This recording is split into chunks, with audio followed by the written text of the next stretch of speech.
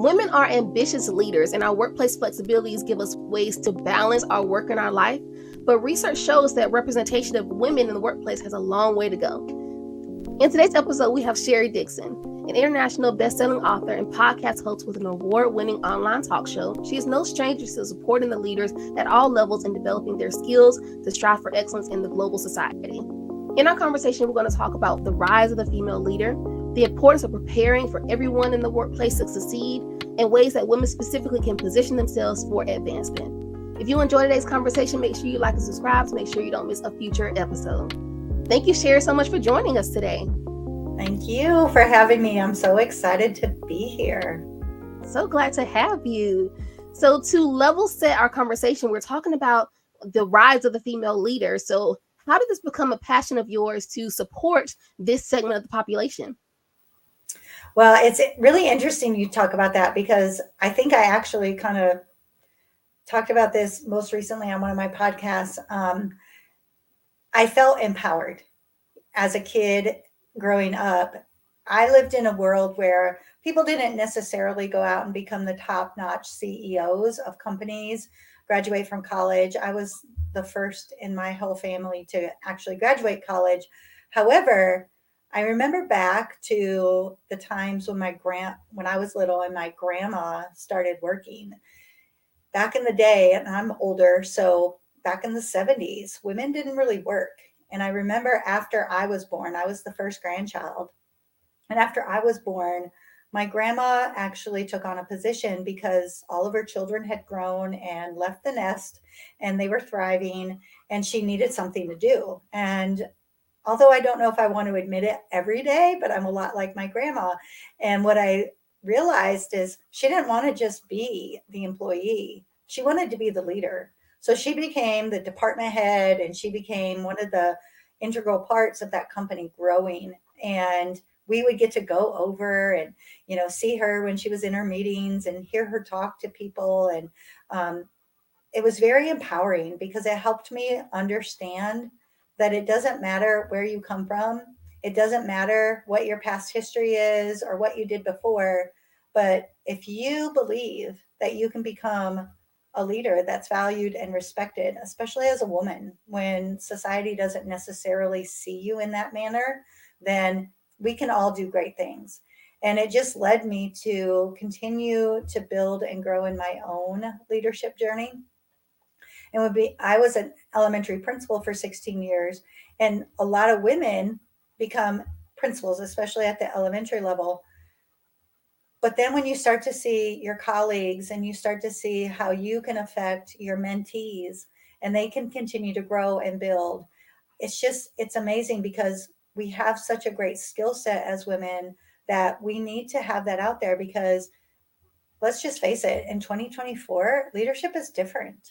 We can't go back to those old ways, where the baby boomers, how they led, especially after the pandemic, people expect different. And in order to do so, we have to think different. But as women, we have that advantage because we've been taking care of our children for years. We've been taking care of our families for years, our spouse, our siblings and our parents and all of the things.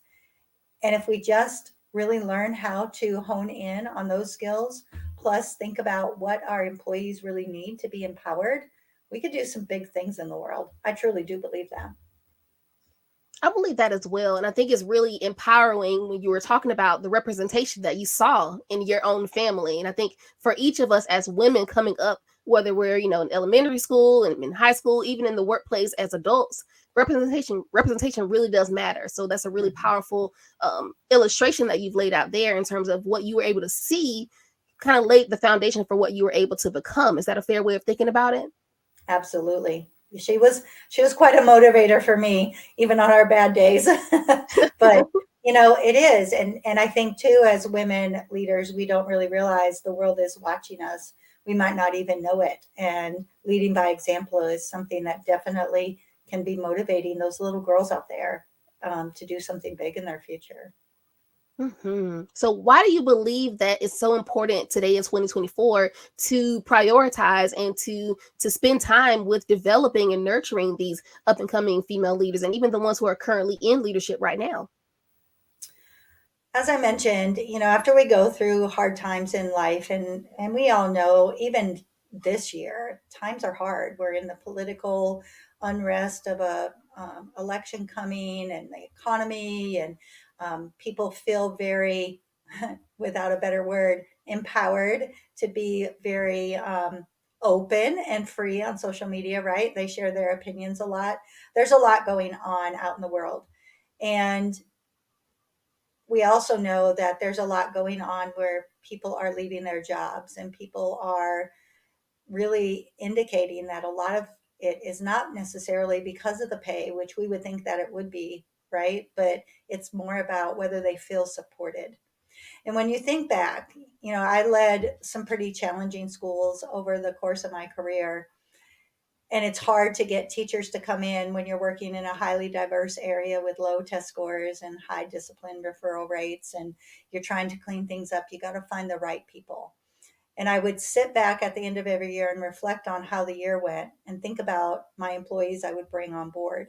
And this last school in particular, I had hired every teacher in that building except for five, and we had a staff of 65. So over the course of the time I was there, I did a lot of hiring. And when you hire somebody in, you spend the year preparing them, right? And then you spend into the next year really making sure that they're not just prepared, but they're starting to excel. But when you spend the year preparing them and then they leave you, you're back spinning your wheels. You're going back and having to prepare another new person all over again just to see if they're going to be the right fit and if they're going to make it moving forward. It's a lot of work. But again, people don't leave because they're not being paid. That might be part of it, but people are leaving because they don't feel supported by the leader. They don't feel support like it's a good environment to be in. As a matter of fact, to be honest, I've had past employees after I leave buildings call me and just talk about, I can't do it. I can't do it without you. I'm going to have to move on to other places. And that's sad because these are great employees that have had a lot of good training and good experiences. So if we really want to think about what we can do as women in particular, just like I mentioned before, we have these skill sets that are a little more nurturing at times, that we hone into our emotional intelligence a little more than men do. Not to say that men don't, it's just that we all approach work a little bit differently, and we approach that leader role a little bit different. And when we can use the soft skills and balance them with those managerial skills, accountability, all of the things that you have to do to have a strong organization, and realize that you're actually building and not just recycling all the time, then that's when your organization will soar. It's a challenge out there right now, and focusing on the things that we can do, not to say we got to give our employees everything they want, but the things that we can do to help keep them feeling like they are fulfilled. Yes, and I feel that it's really important, even on the HR side, because most Mhm. of the people in my audience are HR leaders, and they're predominantly women in my audience. And I think that oftentimes when we have our after hours conversations, when we're talking to each other, we do feel that pressure of being, a woman in the workplace and finding ways to balance everything, and understanding that there are some, I don't want to call them limitations or boundaries, but there are some tensions that arise because of different ways that people behave in the workplace and things of that nature. And you're correct. It's not always the pay that drives people away from the Mhm. workplace or even the profession as a whole. It's really the environments that they're in and where they feel that they're able to succeed and make the strides that they want to see within those workplaces. And that's 100% correct. I would just Okay. add to that, Brittany, that you see it from that HR level, and working directly when you're the leader of an organization, you need to work directly with your HR people, because sometimes you guys gain knowledge that we don't necessarily have, and vice versa, right? Especially when it comes to satisfaction of employees, and um, goals and aspirations of your employees. And those are the little things that count. When you can fulfill someone's trajectory of what they want to do in their business, and they feel like they have a purpose, you're going to be able to save those people and continue to build and grow their skills rather than having to hire new people every single year. What are some of the reasons why you believe that women aren't reaching the same levels or aren't getting the same type of support as men in the workplace? Or do you see that in your research? Um, in my research, absolutely. Going back, and anybody can go out there and Google and do all of the digging for facts and information. But the surprising thing is 8% of women are actually in leadership positions in the United States right now. And when you think about that, that is a very low percent. I did a presentation not too long ago with that information, and I said to the audience, who's surprised by that? And the sad thing is, nobody was surprised. And I think that we all have to realize that we need people from all different walks of life. I believe we actually should be seeing 50% of leaders are women and 50% are men, because then we can mesh and we can balance the workforce a little bit better than what we have right now. Um, and so I really feel like as women, though, we hold ourselves back more often than anything else. I was looking at a few different articles out there that say, women will not apply for high level positions if they're missing even one skill set on the job descriptor. But men, they tend to, not everyone, but they tend to look at the job descriptor and go, oh yeah, I can do one or two of these things. Let me go try to get that job. And because they go into that so confident, they exude this presence that people are like, oh yeah, that's the leader we want to have. Whereas women, we start to go, oh, well, maybe we're not worthy of that. Even myself, I've been doing this, I've been in a leadership role for 20 years. And on my bulletin board right behind this computer, it says, I am worthy of my dream life. Because sometimes I have to remind myself that, you know, and I think it's just where we doubt ourselves a little more and allow those limiting beliefs to get in the way and hold us back. Whether it be, from your current status in your home, what your, family climate and culture and norms are, or if it's, just your own fears, fear of judgment, fear of not being good enough. They're there and they're real. And we have to overcome that so that we can actually start stepping in those roles and let people see us as the valued people we are, and not just too passionate or too over the top, as women tend to get described many times. And I think it's also important to realize that the feeling of, imposter syndrome and our limiting beliefs, they don't go away just because you get that promotion or you get that next opportunity. If anything, that feeling might be a bit inflated because you feel, okay, well, am I ready for this next level? Am I ready for the next level? And you speak of yourself, and I feel the exact same way. And I think it's really telling the fact that you feel that way. I feel that way. What about the people who are coming up? The people who've not yet reached, leadership levels, even if we feel it at our levels, just imagine how a recent college graduate might feel, or a recent high school graduate might feel. So it's really important that we highlight these things that are happening so that people don't think that eventually it'll go away on its own, because it won't unless we intentionally make these strides to be aware of it and then choose to think differently. And hopefully we see other people representing ourselves in the workplace, in our space that we're in, to help us to see ourselves to reach those heights as well. Yeah, I so agree with you on that. And, even to add to that is moving up, yes, they don't go away, but honestly, I don't know if they ever go away, because Right. I'm a pretty confident woman, right? I feel like I can walk in a room and go, "Hey, let's get this together. I can help you do this," that kind of thing. However, those limiting beliefs are still going to be back there, and they pop up when we least expect them, right? And if we don't have a way to overcome them or even address it within ourselves and go, whoa, I'm feeling this, it doesn't mean I need to stop or give up. It just means I need to be aware of it and be able to, continue to do what I know I can do.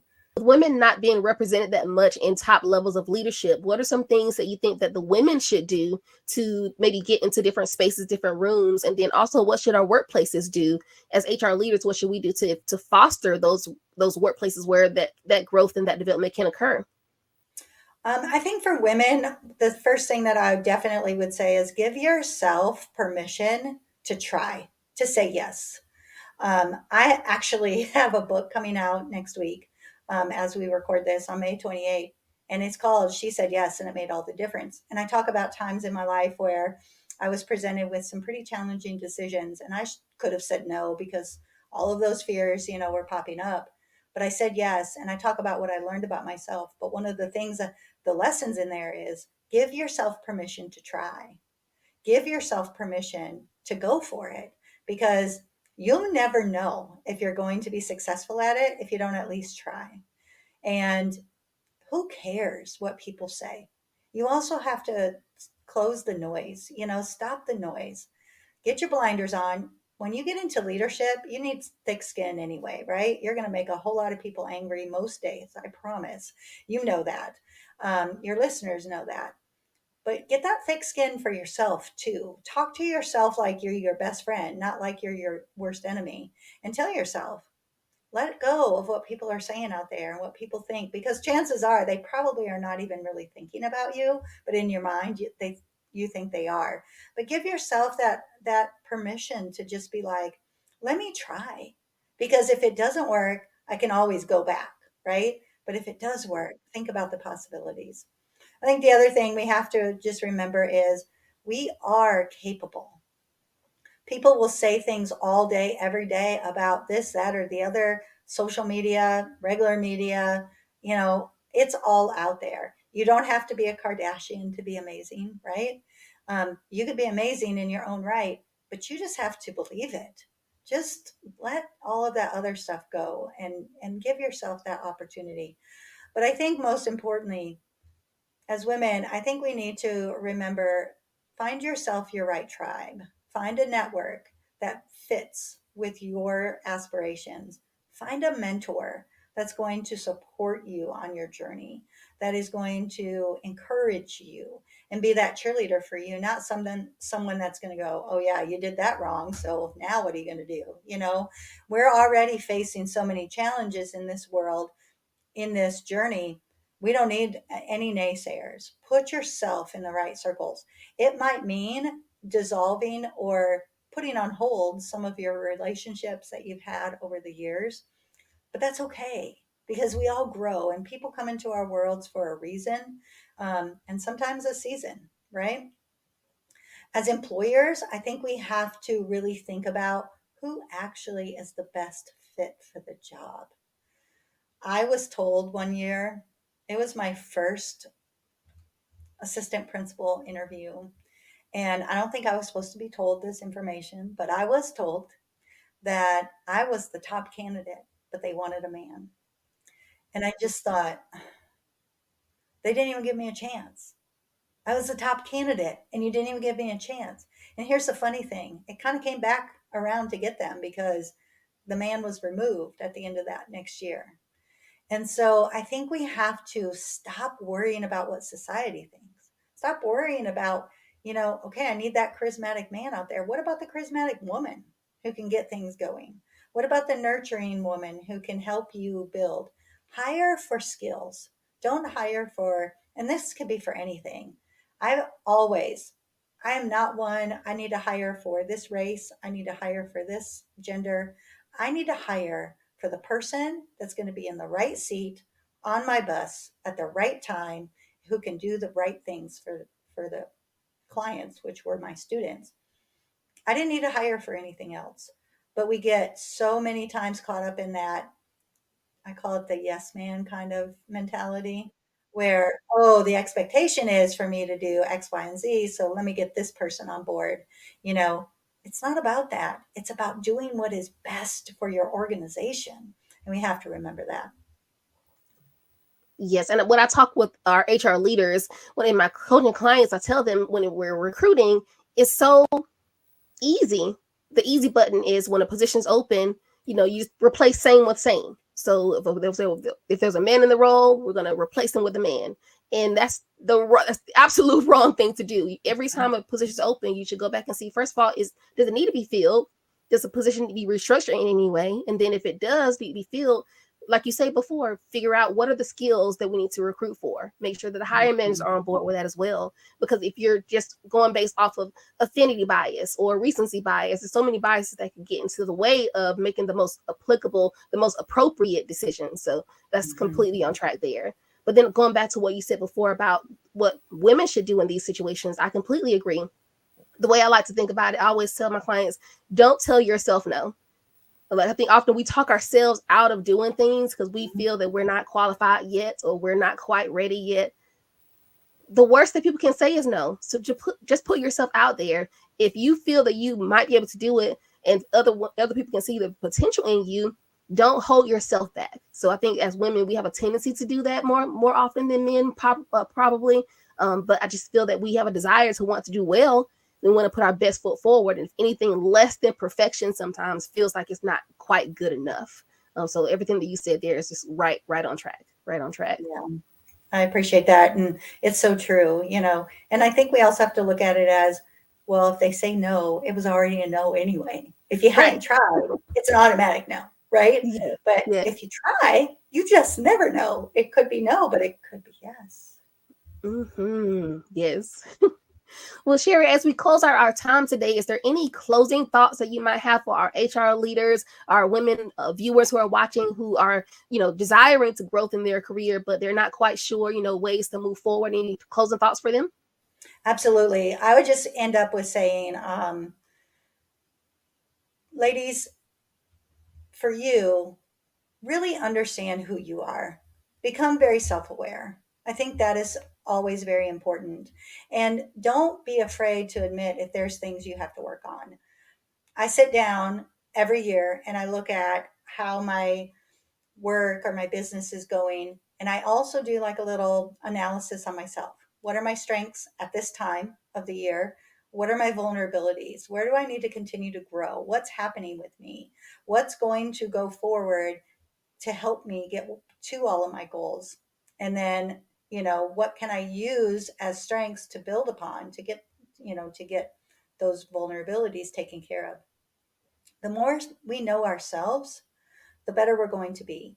I had done a recent conversation, a little keynote at a networking, and we were talking about, it was in April, and it was Autism Awareness Month. And I recently did a documentary film on autism. So I was talking about how, as business leaders, we have to really think about inclusion, right?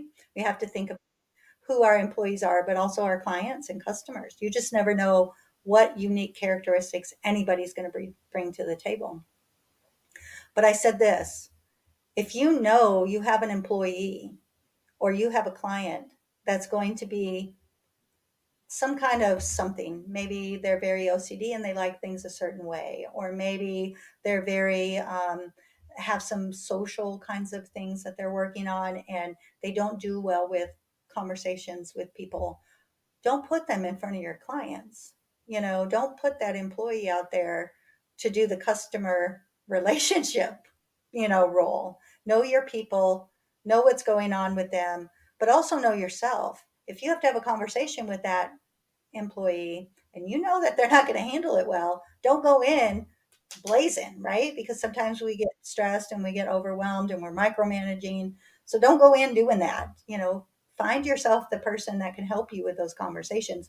Rehearse those conversations ahead of time.